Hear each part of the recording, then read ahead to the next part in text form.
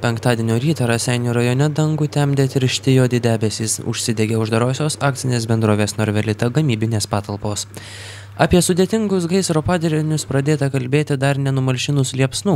Aplinkiniams gyventojams tenka kvėpuoti užterštų orų, o bent dalis iš 900 įmonės darbuotojų laikinai gali likti be darbo. Liepsnų plitimas sustabdytas tik prieš vidurdienį. Raseinių krašto gyventojams rekomenduojama neiti į lauką, užsandarinti langus ir duris.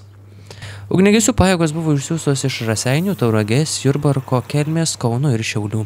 Į gaisrą yra išvykę priešgaisrinės apsaugos ir gelbėjimo departamento pareigūnai. Pasak įvykio vietoje apsilankiusio rajono mero, įmonės vadovybė nesikreipė pagalbos į savivaldybę, o gaisro gesintojai paprašė šalmų.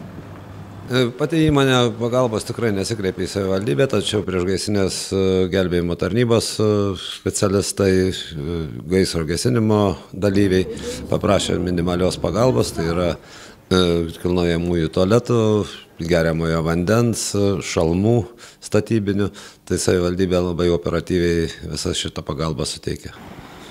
Meras mano, kad gaisras palies visą rajoną, be darbo lieka šimtai darbuotojų.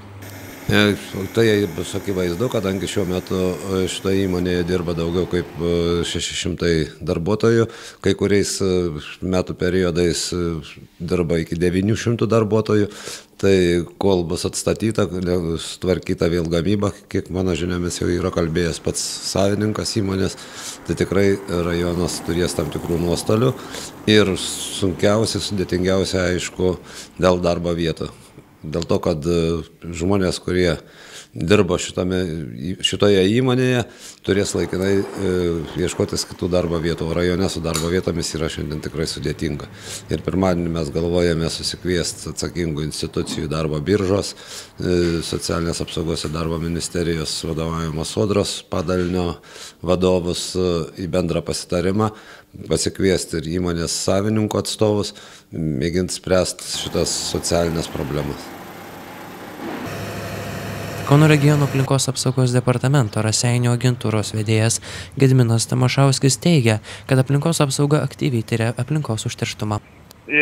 Kokio masto užterštumą šiuo metu laboratorija mūsų departamento ima mėginius ir veš į Vilnių ir darys tyrimus.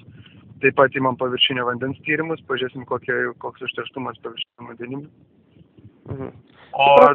O kokia rekomendacija, tai žmonėms vengti tų dūmų ir užsidaryti langus, o jeigu galima iš viso ten nekvėpuoti, išvažiuoti kažkur biškį šoną. Ir nors visi pastatai buvo apdrausti, įmonė skaičiuoja milijoninius nuostolius.